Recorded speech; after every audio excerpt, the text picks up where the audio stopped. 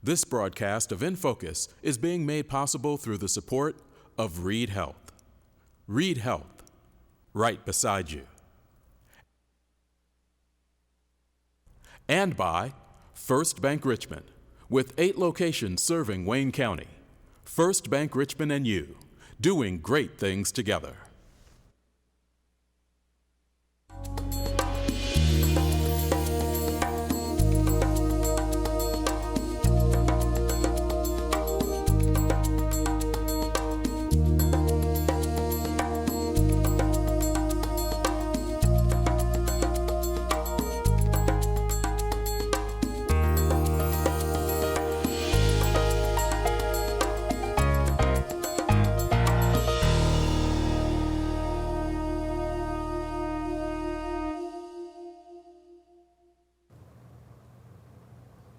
Good evening and welcome to another edition of In Focus on Whitewater Community Television's WGTV Channel 11. I'm Eric Marsh, Executive Director. Glad you're able to join us for this In Focus. You know, we had a chance for a couple of months leading into this, really starting for early August, to have conversations with and about our K through 12 institutions. We had 4 of our superintendents in, we had school board presidents and vice presidents in, and then we went through a number of weeks talking with potential school board members before the election. Tonight, we're going to move that up a little bit and spend a little bit of time talking about our higher education institutions. And of course, we are blessed in this area to have, obviously, our host, Indiana University East. We've also got Ivy Tech, Bethany Seminary, Purdue Polytechnic Richmond, and Earlham College. And tonight, we'll spend some time talking a little bit about Earlham and a lot about Indiana University East, but we're going to start with our guest, Stephen Roy Goodman, who is host of a program called Higher Education Today. And just a little bit of background, Stephen is a former member of the Wharton School and Haverford College. He served on the Undergraduate Admissions Advisory Committee at the University of Pennsylvania, where he earned his master's degree in higher education, received his bachelor's degree in public policy from Duke University, and his law degree from the University of Southern California, where he wrote his dissertation about class-based discrimination in the college admissions process. He's an international authority on college and graduate school admissions. And as I mentioned, he is the host of a television program that connects viewers to contemporary issues, people, and institutions involved in the world of higher education. It is Higher Education Today, and thank you very much for agreeing to spend some time talking to us. Well, thank you for having me, and it's a pleasure to be here in Richmond, Indiana. Tell us a little bit about why you started a program called Higher Education Today. Well, we started the program to have serious discussions about the education sector. There are a lot of talk shows about a lot of topics, and there are a lot of people who care about the higher education sector from a lot of perspectives. People care about it from the perspective of what could affect them as a future student. They care about what could affect them as parents, how it would affect their students. And then there are people who work at universities who care about the sector per se in terms of how should it grow, how has it grown, what direction should it move in. And so we decided to do this show about different aspects of the education sector. It's been 8 years now. It's been terrific. We've done tapings all over the country and all over the world. Okay. And the reason I'm here in Indiana is because Earlham College, which you mentioned a second ago, Earlham College has a number of admissions recruiters who kind of shake the trees and tell the world how great Earlham is. And that's not good or bad. Every college does that. Yes. But so Earlham came to Washington and wanted me to come by and send students to Earlham, of course. And I said, well, it would be interesting to maybe tape a show about Earlham College. We've never done anything with Earlham, and that's how I got here.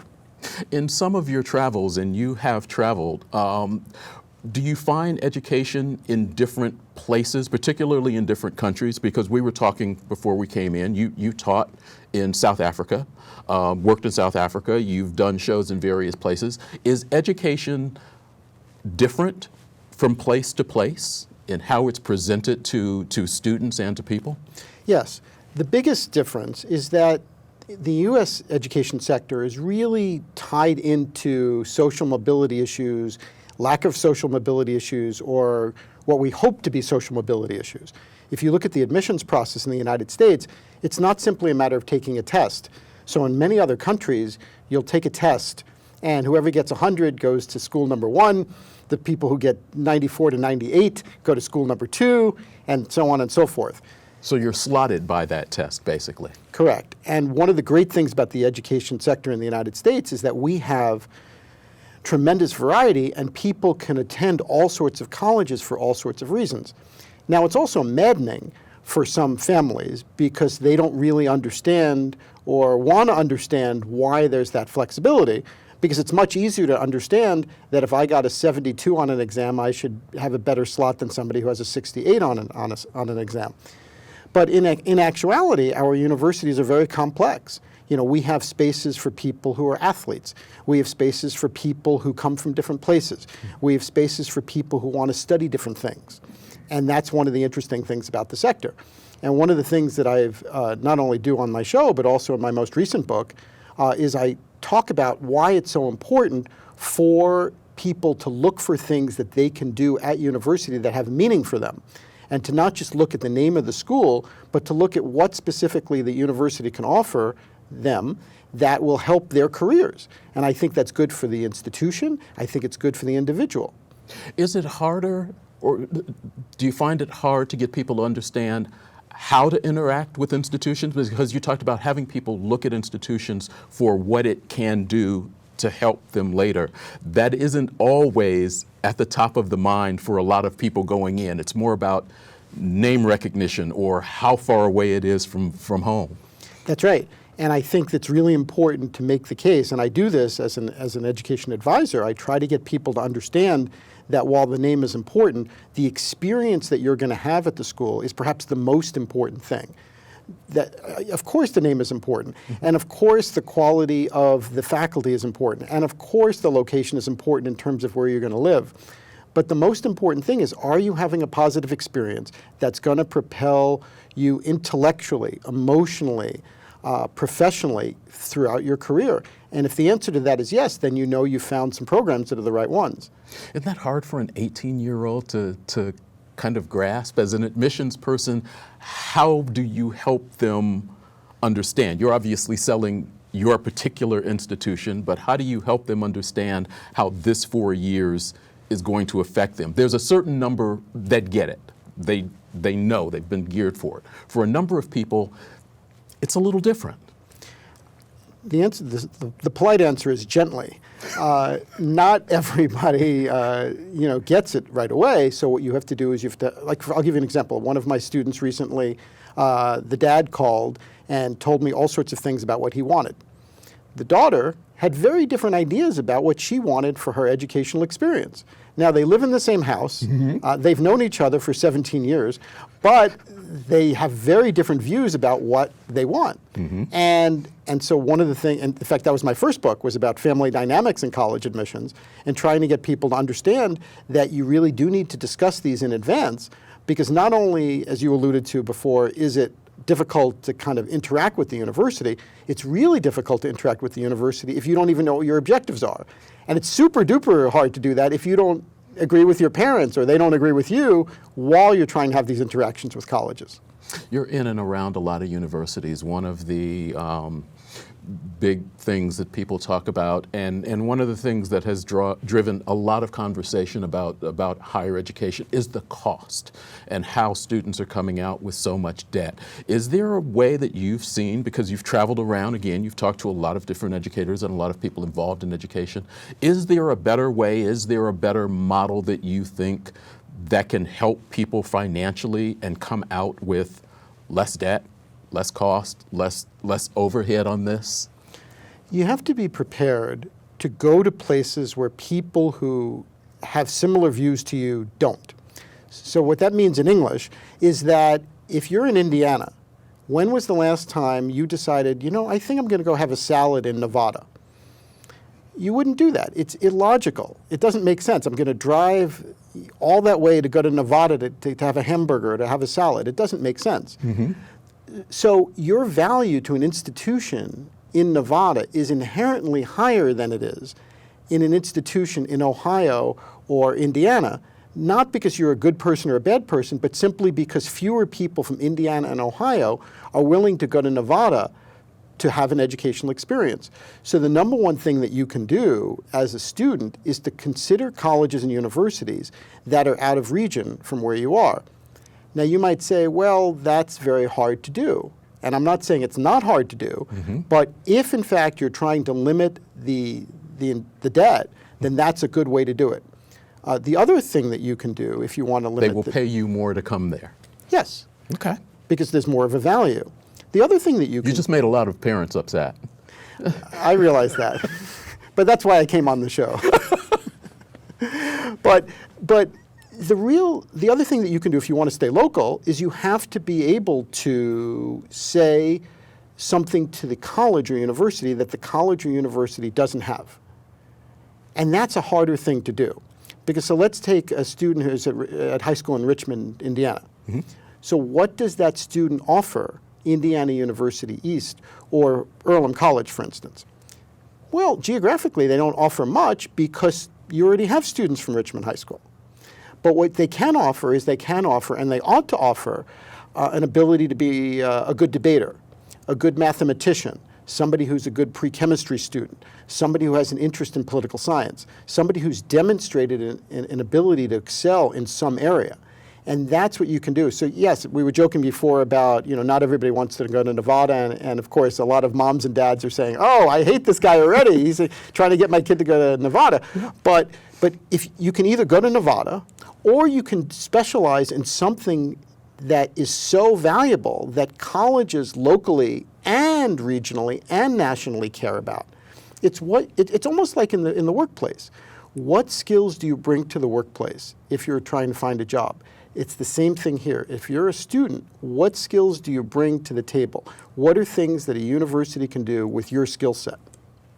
You're watching In Focus on Whitewater Community Television's WGTV Channel 11. I'm Eric Marsh, having a chance to speak with Stephen Roy Goodman, who is the host of Higher Education Today, which is a program that actually will be taping a segment tomorrow here in the WCTV studios. Came to town to have a conversation with Earlham College, and they needed a place, and so here we are. Thanks for coming in.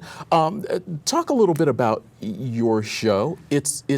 Its origin, what channels people appear on, things of that nature? Well, the show started 8 years ago. It's called Higher Education Today, and we are a half-hour show, and we cover the education sector. At first, it was really kind of about admissions, and we talked about admissions issues. Our very first segment was with the director from the National Association for College Admissions Counselors and another guest, and then it morphed into more of a political, public affairs, and kind of public policy as it relates to education show. We've had many college presidents on. We've had the former senator here, Senator Lugar, came on the show to talk about his time as a fraternity member at his university. We've had, as you alluded to before, we have taped in a number of universities around the world to bring viewers an understanding of how the education sector works around the world. And also, as we alluded to a second ago, the education sector around the world is really different, really, really different. We did some segments in Armenia, and in Armenia, of course, there are a lot of Armenian Americans in the United States who want to have some ties to Armenia, but there's actually an American university in Armenia, and we did a feature show about that university. We also sometimes do shows about a specific topic. We did one on neuroscience. We've done topics on food security. We've done one on veterinary medicine to put a spotlight on different things happening in the education sector. How did food security match with your topic? Well, that taping was in New Zealand, and in New Zealand, one of the topics that they wanted to do, we did a segment on New Zealand society in terms of the way they structure society broadly, but they also pitched me on this idea that we should do this thing about food security because students at this university, it's called Massey University in New Zealand, they actually train people to work in the food industry it's a perfect example of how the education sector and public policy and the marketplace can really work together in synergy if they really can do it. Because you would think that what's the tie with food security and food safety? Well, the tie is that a lot of students are actually studying this and trying to work in that sector, and there are jobs. And not only were we joking before about parents worrying about their kids going to Nevada, but parents are also worried about their kids getting jobs. And so if we can bring examples of how students have studied things that are interesting that perhaps they hadn't thought of before, and to help them get a job, that's great. You mentioned that you're an author. You brought along your most recent book. Tell us a little bit about that and how you came to write that one. Well, my second book is called College Success Stories That Inspire. And I hope it inspires people. And what the whole point of it is, they're vignettes of people who succeeded in the college admissions landscape at college, not just in admissions, but in succeeded in having success on campus in some way. And I wanted to show that you can have success in lots of ways. You can have success by having a great relationship with your roommate. You can have success by excelling at a particular course. You can have success by being in the marching band or being in the choir. You can have success by being involved in all sorts of activities. So for instance, and you can also have success in terms of learning an idea that you didn't even know. One of the more interesting vignettes in the book is a guy who came from Knox College in Illinois, and he got a C+ on his first college paper. He critiqued Plato's Republic. And on his first college paper. On his first college paper. And he concluded that Plato was not realistic enough. And his professor gave him a C+, and he marched into his professor's office and said, well, how could you give me a C+? I was the editor of my student newspaper back in, wherever he was from. And the professor started using a Socratic dialogue to show him, well, is it possible, perhaps, that people of another century had some knowledge that you didn't have? Is it possible that collectively 25 centuries of knowledge might have some value? And then this professor used the Socratic method to show this person, who's now an author himself, that he, in fact, really ought to relook at his paper. And that was a vignette in the book, and I thought that was a really great vignette. Nice. You record how often normally? Well, we've done, let's see, in the last 8 years, we've done 130 or 40 segments by now. So it's been a while, and it's been a fair number of segments, on average maybe one a month. Okay. And tomorrow, talking to Earlham College, is there a particular topic? Yeah, we're going to talk about Quaker studies. Earlham has Quaker roots, as I'm sure you know and many viewers know, and it intrigued me that there's a field of study called Quaker studies, and we've never done a feature on that. I've had some dealings with the Quakers. There's something called the American Friends Service Committee, and they were very active in the anti-apartheid movement. And so when I worked in South Africa, I interacted with a lot of people from there. But I've never really had any in-depth study of Quaker studies. And I thought this would be an interesting thing to do. And Earlham was very excited. I'm excited. And I think that is what we're going to do tomorrow. Looking forward to it. Well, thank Hopefully you, we'll Eric. get a chance to show that to the community. Well, I look forward to you doing that. You're welcome to do that. And Eric, thank you so much for having me. Thank you. Stephen Roy Goodman, host of Higher Education Today, which will be taping a segment tomorrow here in the WCTV studios. We're going to take a break, come back with our guests from Indiana University East as we continue kind of talking about higher education on In Focus on Whitewater Community Television's WGTV, Channel 11.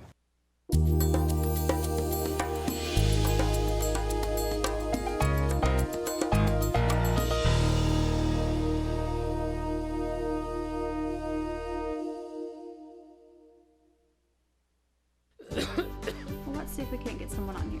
Hi, how can I help you today? My dad is really sick and I just don't want to take him out in this weather. Okay, let's get him feeling better. Receive quality care in minutes, even in the middle of the night. Read Health Now, right beside you. 3 years ago, I came here to play basketball here at IU East, and I'm a business finance major, and I really just wanted to get into a bank, and First Bank Richmond was very accepting and gave me an opportunity. I kind of got to see more as an employee instead of a student athlete of how they really impact the community. Back home, I feel like there's really not an organization like First Bank Richmond that gives back to their community like they do here in Richmond. First Bank Richmond is just very generous in all that they do in the community, and that is tremendous. IU East has a beautiful campus. We're in Richmond. We're located on the northern side of town on about 180 beautiful acres. We have 5 buildings. The first one was Whitewater Hall. That was built in 1974. And most recently, we've added our 5th building, which is the Student Events and Activity Center, and that opened in 2016. I think one of the things that often folks don't realize, we have 3,700 students here. Our campus is really split in a way. We have about half of those students are traditional age students who are coming right out of high school, and they're doing all of those typical things that college-age students do. And then we have this other aspect of our campus that's online, and that serves about half of our students as well. And so we're able to serve both of these groups in a really great way. We are an Indiana University campus right here in Richmond, so students can get an IU degree in their region. An IU East degree holds just as much weight as a degree from IU Bloomington does, except you're getting a degree at a fraction of the cost as you would at a different campus.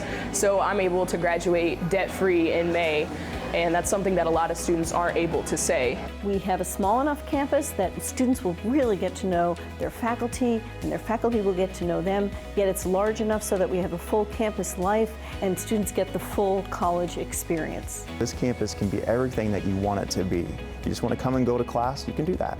But if you want to be somebody who is out in front and leading and noticed, you're going to get that chance. And that doesn't happen everywhere.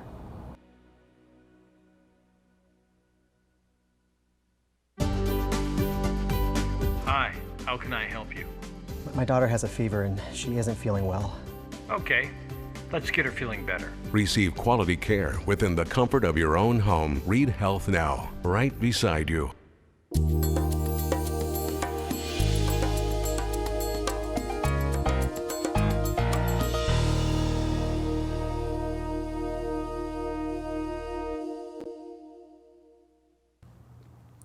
Welcome back to In Focus on Whitewater Community Television's WGTV Channel 11. I'm Eric Marsh, and we've changed out the seats a little bit. I'm joined by Jason Troutwine, Vice Chancellor of External Affairs, my boss, here on campus. I have to answer to somebody at some point. You have a lot of people you answer to, right? Actually, I do, yes. And Darren Snyder, who is the Dean of Humanities and Social Sciences. Nice to have you here. You actually just started in July, correct? That's right, so just under 6 months. Okay, so how are you finding the area and the campus?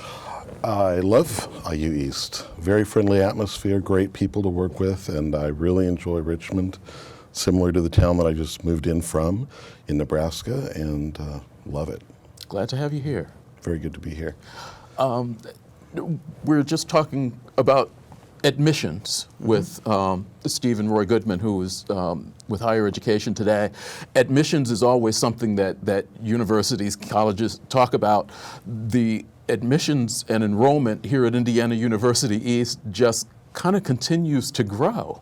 You all had a freshman class that seems to really have taken off this year. Yeah, so enrollment's been really strong for us. I know that a lot of other campuses and universities, there's a cliff coming. We keep hearing about that in some cases, that cliff, which basically means that demographics look like there are going to be fewer students available to go to school just because of population. They actually attribute that cliff to the recession back in 2008, right, and saying that there aren't going to be as many teenagers graduating high school to be able to go to college. But we've done very, very well. So this past fall, we had 455 incoming freshmen.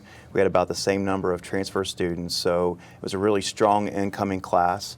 We have right around 3,700 students enrolled at IU East right now, which is a really strong number for us. Some of those are face-to-face, some of those are online. I'm sure we'll get into some of that, but enrollment's great. Our Office of Admissions doing a lot of work with the schools, the high schools in this area, and we're really, really pleased.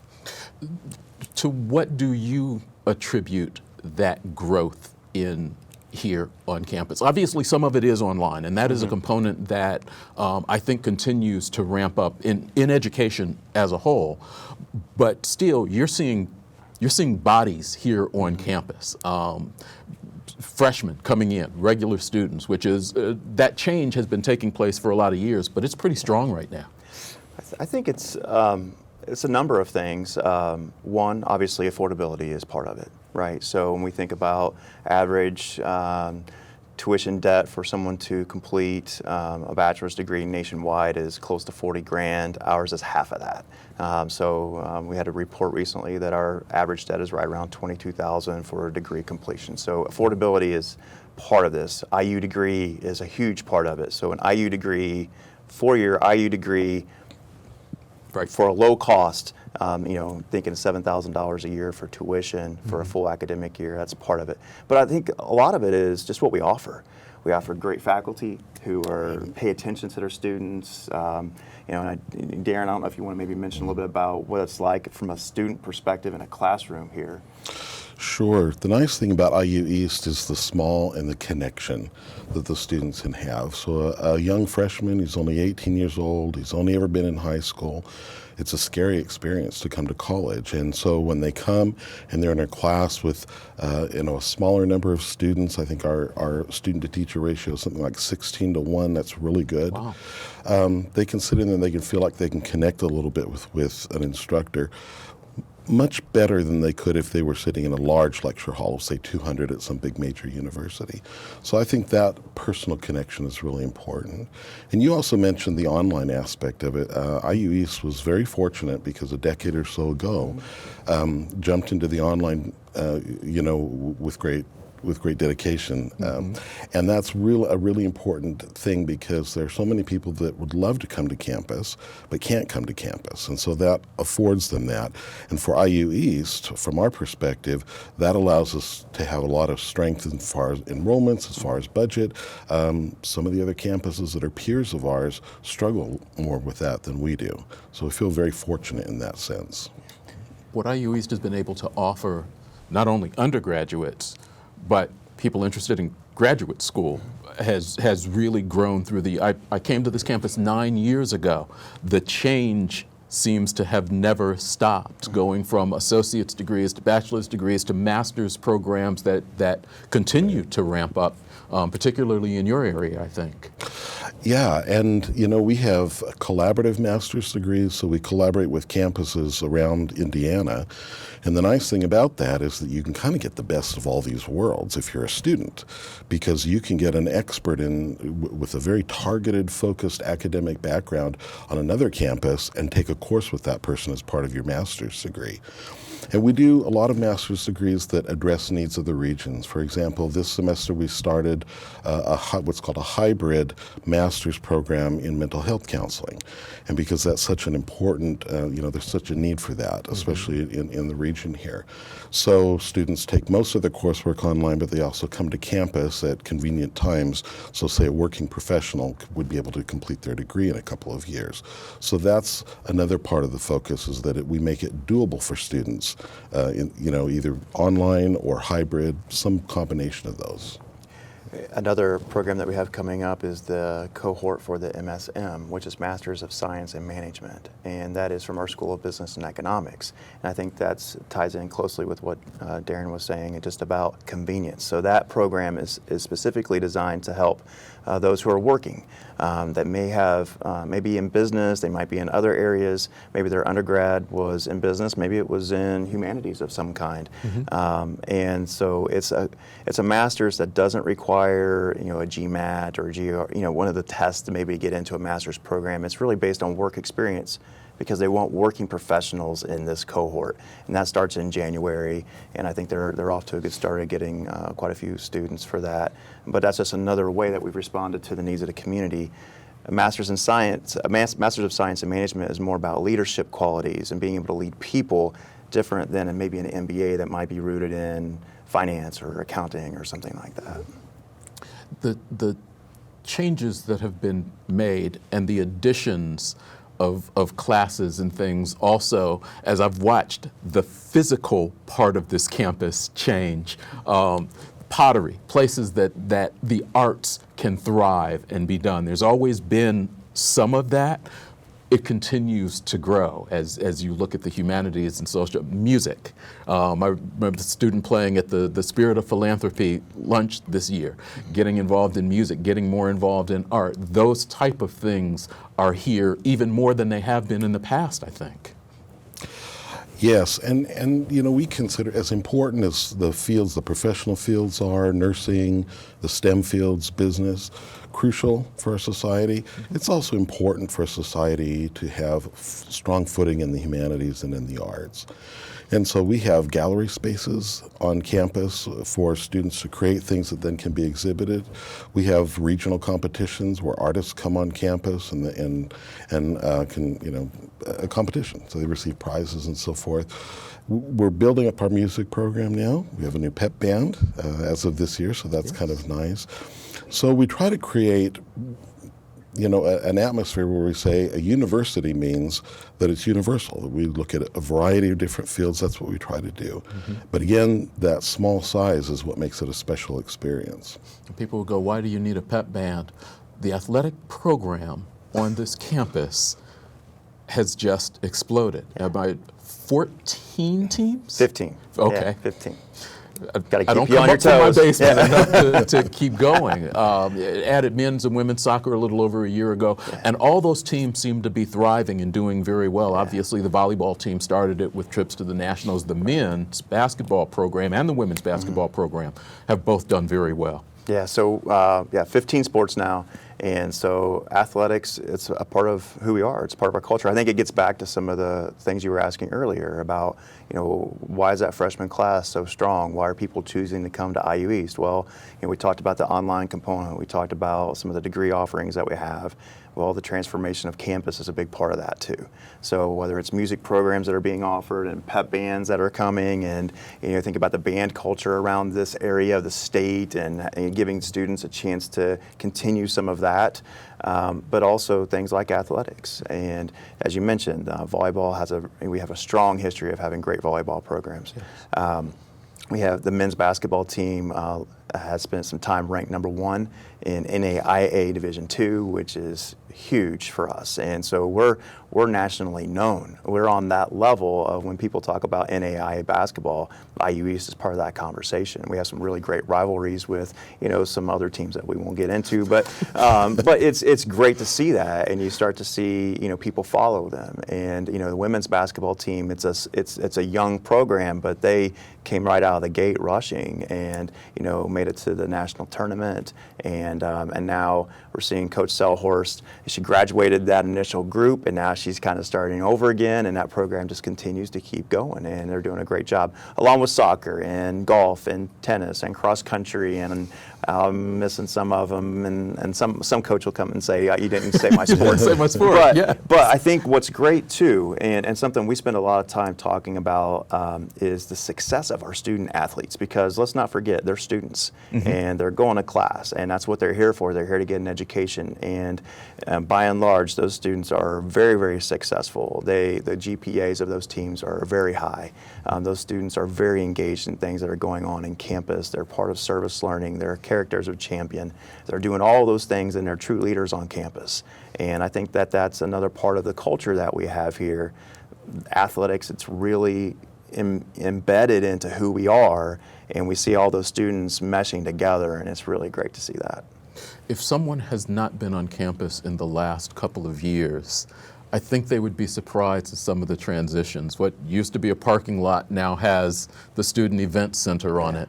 But also, even just still being completed, they haven't gotten the lights up on it. Being able to walk literally into the campus from Chester Boulevard, not on the road, that's a big thing. Oh, it's huge. You think about, so to your point about the Student Event Center, so that's where we play basketball and volleyball, and we also host a lot of events there and do a lot of things with the community. Mm-hmm. So that's relatively new. That's been in the last couple of years.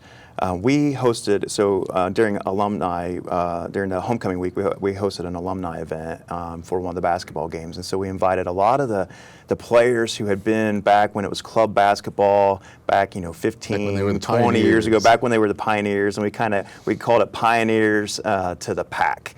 And so a lot of them hadn't been on campus for a really long time. And they walked into that Student Event Center, and they saw that big mural up there, and they saw that team out there, and they said, we would have never dreamed that it was going to be like this. And it was really cool.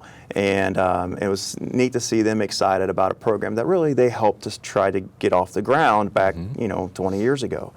And then you see other things like the pathway where you can walk from Chester Boulevard all the way, throughout campus. We see students out there running on that pathway. We see faculty and staff out there walking. It's a very park-like atmosphere out here, which is, I think, another reason people choose to come here. Yeah. And then you think of things like the Arts Annex that's brand new, and that's something that wasn't here before too. We're able to do pottery and raku and all that kind of stuff. So, yeah. I think people have been were maybe a little bit concerned because the history of Indiana University East is as a part of the community. People came, they got their associate's degrees, they bettered themselves. I think there was a fear that as the campus grew, as the campus changed, as you got away from the non-traditional student and went more to the traditional student, that maybe that relationship between IU East and the community might fall apart. I don't think that's happened. No, I think we're stronger now than ever. So. I think so. And, the idea of the traditional college student, 18 to 22 years old, really isn't the traditional college student anymore. It's so mixed with non-traditional students, people coming back after raising their children, military veterans, and so forth. So the average college student doesn't look much like it did in previous years. So I don't know. I think that I get a sense there's a strong connection with the city. For instance, room 912, it's an art space, a lecture space that the university owns. And so I think we enjoy good relationships with the town. Mm-hmm. And there are events that you all took place in. You partnered with the NAACP on the recent Unity Banquet, which was something that had been part of the community, went away for a little while, came back, brought Charlie Nelms in as the speaker. That a lot of people really enjoyed that evening. Yeah, it was great to see Charlie there, and it was great to be part of that banquet again. Tom Williams here in town with the NAACP did a great job getting that thing, and other people a part of that group. In fact, we were able to bring some students there too, and I think it was good for them to be part of that. In fact, one young lady, Alicia Thompson, I think she's been going to some meetings for the NAACP, and she was able to connect with Charlie. In fact, she was featured in one of our recent Radius magazines, and I know Charlie actually reached out to her and told her to keep up the good work, and so it's just great to see that kind of synergy. But things like the Unity Banquet, things like Palette to Palette, which is a partnership that we have with the Richmond Art Museum, and a lot of other programs that we have that really engage us in the community, as well as service learning and a lot of other activities. The IU Soul Review has been one of those things that used to happen, might be coming back this. Maybe. Yeah, well, let's hope. We think so. Because that was always a party. Yeah, everything says that March 28th, IU Soul Review will be here. So we haven't gotten everything completely just dialed in yet. So in fact, we have a conference call coming up with James Strong, who is the director of that program in Bloomington, and who happens to be one of our graduates, which is really great to see an IU East graduate working in Bloomington, directing the IU Soul Review. James Strong actually was one of our online students, and he's a bassist by profession. He played with he played with Babyface and Beyonce. I mean, he's been around and done some really cool things. But anyway, IU Soul Review, hopefully March 28th should be a really great party, and trying to figure out exactly what that's going to look like in the time. But stay tuned to that. Yeah. Okay.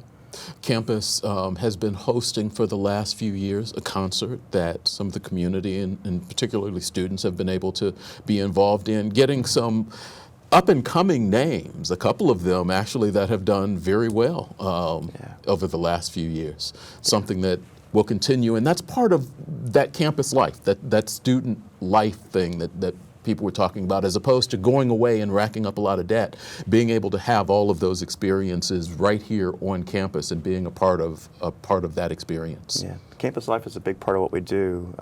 The campus concert that you spoke about, actually, I think is a tentative date for April 5th, and I don't know who it'll be. I don't even know. So I can look you straight.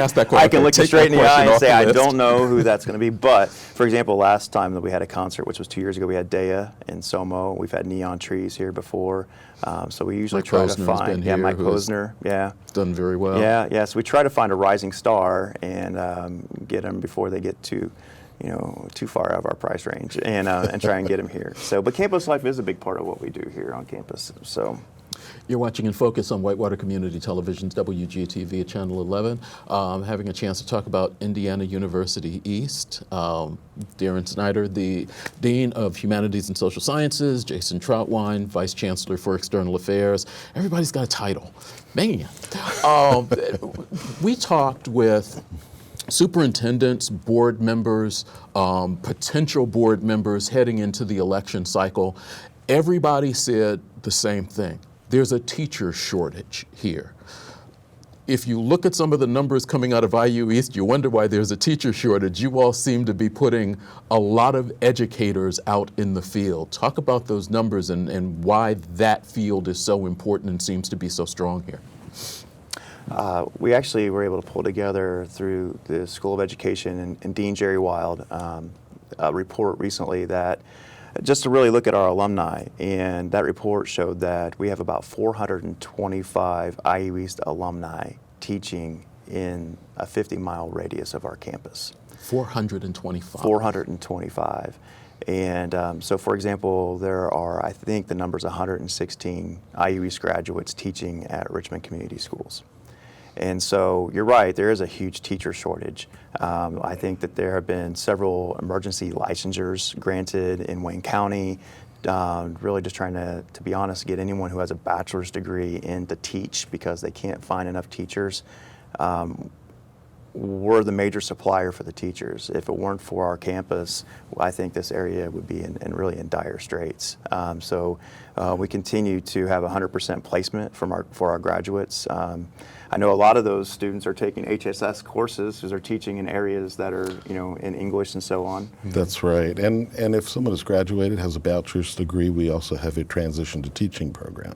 So sort of an accelerated pathway to become a certified teacher in the schools. And another thing is that with our School of Education, having that many graduates in local schools, we have connections to the schools. It makes it very real for the students that are in our programs because we know what's going on in the schools. We know the people and the principals and the other teachers. So I think that's a good training opportunity and good connections there. It's not just about Wayne County. It's about the region. Really. Right. Everybody's talking regional, whether it's economic development, workforce development, EIRPC, it's about something larger. And IU East has those reaches out. You had recently, this fall, Randolph County Promise, where you had a number of students from the Randolph County area come in. Talk about that, because that was that, I think that was a first here, wasn't it? Yeah. Yeah, so the Randolph County Promise is a program from Randolph County, so up in Winchester, the Randolph County Community Foundation, I think really spearheaded this effort to start a 529 plan for every child in Randolph County. And they're starting with third graders. And so a 529 plan is basically kind of a college savings account for a child. And studies show that if there's a 529 plan established, that your child's, I think that the number is it's several times over, they're more likely to attend college and graduate. And so they really needed a place to launch this effort. And so they contacted us and asked if we would host those 300 third graders on campus and give them a one afternoon college experience. And so several of Darren's faculty got engaged with that. I don't know if you want to share some of the activities that they had. Doing drama, theater kind of exercises, as I recall, and music, and I don't know. So I think Annette did a video shoot where they did like so one of our communications faculty where it was like exactly what you do, Eric, live on the scene kind of thing. But it was we also had an area for the students to dig, like they were doing an archaeology dig. So they really had a chance to just kind of see what would it look like if I went to college. Now, obviously, it's not exactly like that. Sure. But we wanted them, the main point was to get them excited. And so the students were here, they had a chance to meet some faculty, they had a chance to meet some of our students who kind of toured them around. They were here for about 4 hours that day. And then they sent all these thank you cards after they were done that said, that was the best day ever. I'm so excited to go to college. I want to be a Red Wolf. And so that's really what we wanted though. So, and then the Randolph County Foundation, they will actually seed all those 529 accounts for each one of those students with $25. And then I think the idea is in that community, when they go get to the dentist, maybe the dentist will put $5 in that account. Maybe grandma and grandpa will put up, $25 in there for their birthday. This community engagement. It's really meant to wrap around these kids and really give them the encouragement to go to college. And then we also granted each one of those students a $1,000 scholarship. That would be $250 each year for 4 years. So if they come to IU East. So in 9 years, when all those third graders in Randolph County graduate, they all have a $1,000 scholarship waiting on them to come to IU East. Nice. And that's so important because so many of the students that we serve are first-generation students. No one in their family has gone to college. And so there's kind of a mindset that we're helping to break through. You can do this. You can make it and make college a familiar atmosphere so that when they step onto a campus, it feels like it's something that's right for them and not so foreign to them. We work on this campus, but we're in the basement of Hayes Hall. We're on and off because a lot of our work is in the community. So sometimes we'll stick our heads up and look around and go, wow, what is that? What is that? They changed. You mentioned archaeology dig just a couple of minutes ago. And we had a chance to record a presentation. Now, I had seen cars or whatever up Stidham Drive going into a little back area. I was amazed at what is being created back in that area. Can you talk about that project a little bit? Because that, again, is something that's just developed over the last year and a half, maybe? Yes, and it's really unique. It's going to be a dig site. And it's going to be a place where students can come, and they've constructed things that are similar to ruins that real archaeologists would then dig. They've planted things in there, and they'll learn the techniques that archaeologists use to take it apart and kind of analyze it like a civilization. There's also a section of it that is for forensic science, so they bury pig bones there, similar to human bones, and then they can dig that up so we can use that for training in criminal justice, for example. We'll also make it available to other colleges that are interested in using it because it really is a unique site, and also probably for high schoolers as well. And so we're hoping to develop those kind of things in the future. There are other sites somewhat similar to it at much larger universities, but surely in this region here, it's rather unique. You've got a fairly large area, it looked like, back there. How big an area about are we talking about covering? Any idea? There you got us. Yeah, it is a large area. Yeah, enough for him to have kind of 3 separate sites at it. Okay. Talk about for us the connection, because of where this campus is set. We're sharing an area with Ivy Tech, sharing an area with Purdue, sharing an area almost with Reed Health. Talk about how that relationship works and how people are able to move easily from one place, one program, from Ivy Tech into IU East. And there used to be this war almost between those two. That war is gone, and the transition from one to another has become much easier for people who want to continue, who may think about starting there but want to continue on. I think the easiest example to maybe show that whole continuum is to talk about nursing. So I think we see that happen a lot. So someone who, say for example, as you mentioned earlier, we don't offer associate's degrees, we're not doing LPN, we're not doing some of those things, but that may be a really great starting point for someone.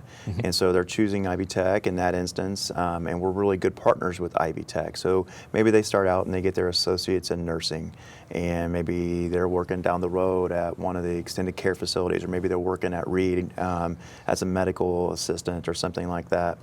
And then all of a sudden they think, hey, I think an RN is something that I really want to do. I think that's the next step for me. So the natural progression is going from an ASN at Ivy Tech, then to move on and finish their 4-year degree and get a BSN here. If they want to go on further, they could do that on campus.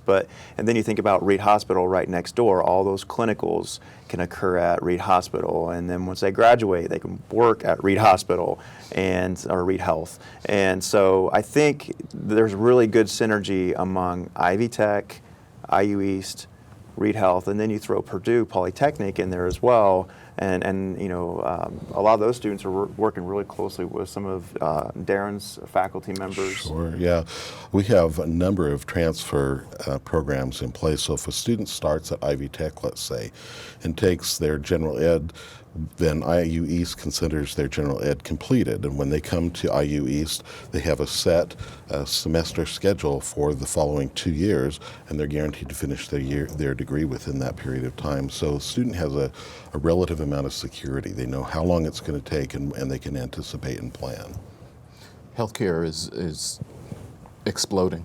The nursing program here continues to grow, continues to thrive. Again, we talked about that connection with Reed Health, but the nursing program here is very well established, very well respected. It is. Dean Clark's done a really nice job with the program. It continues to grow. And again, kind of like what we were talking about with the School of Education and the teachers, I think the same thing is true with our nursing program. While we don't have necessarily a number to give you, I think it would be equally amazing. The number of our graduates who are at, for example, Reed Health, and then also in other areas, maybe in Eaton and Henry County and so on. But even at Reed Health, for example, we have several alumni who are in leadership positions, who are doing really amazing work that I know Reed Health relies on heavily. And it's like I said, it's a great relationship. But like I said, the program, it continues to thrive and excel. We see nurses everywhere in this region that have come from IU East program. As you look at the outreach from this campus to the community, I think about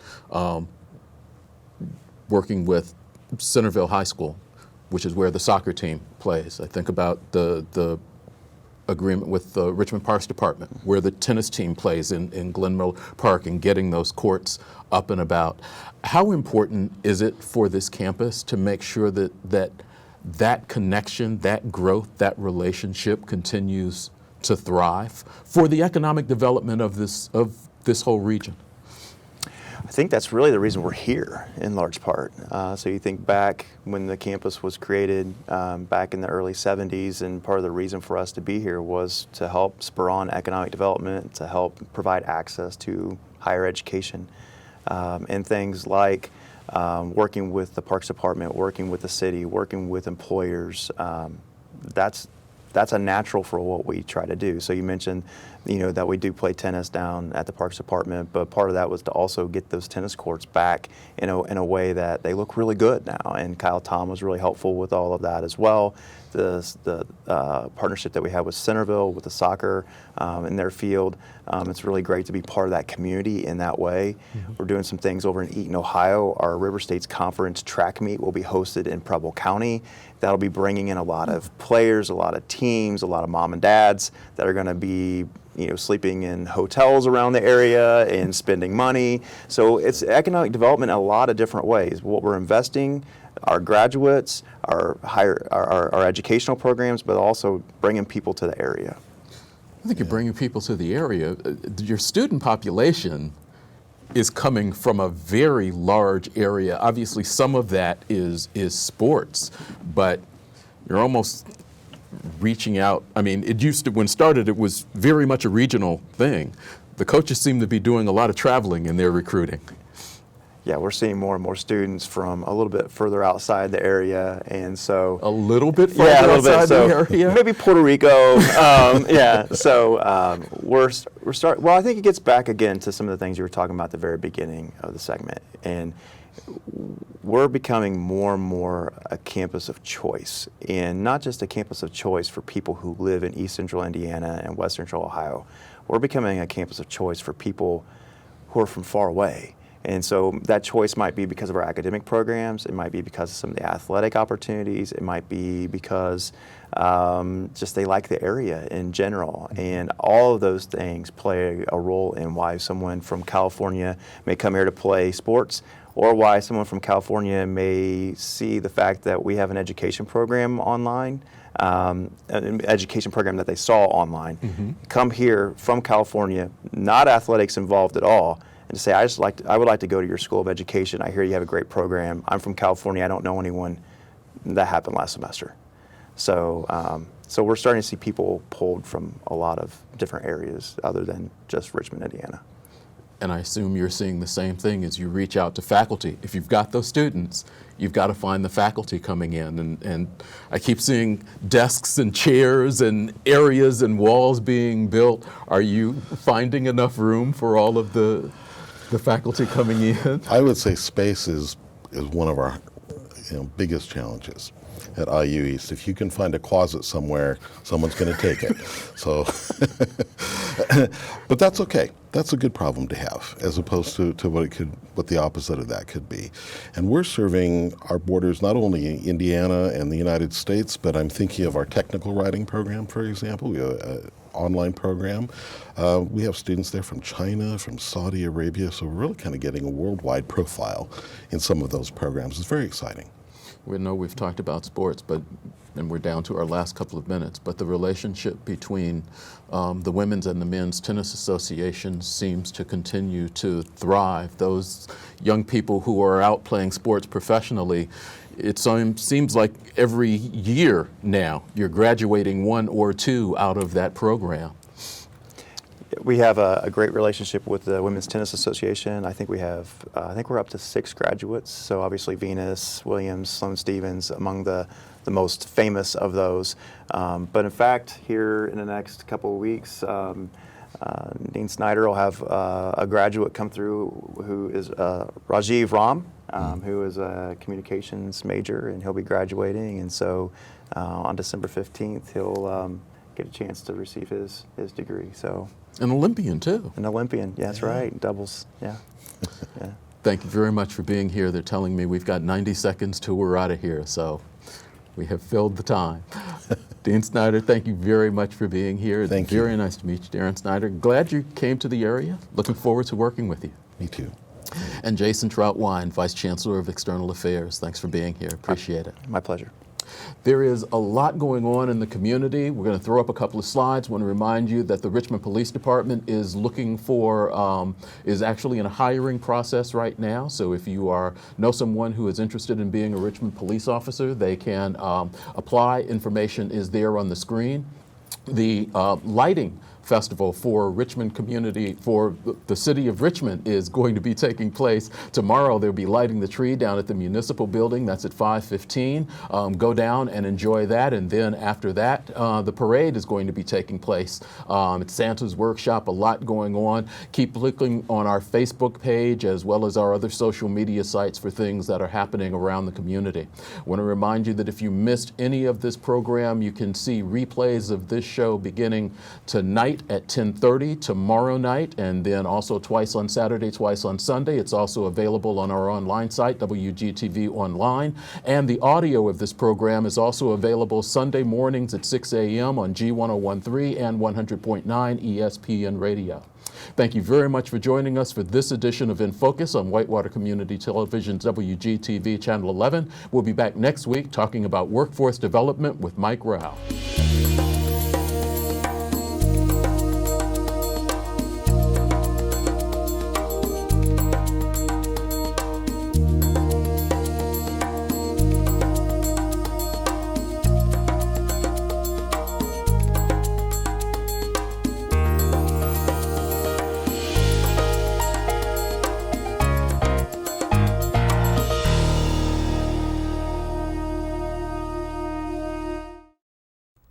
This broadcast of In Focus is being made possible through the support of Reed Health.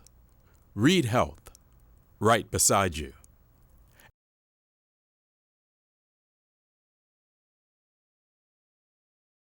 And by First Bank Richmond, with 8 locations serving Wayne County. First Bank Richmond and you, doing great things together.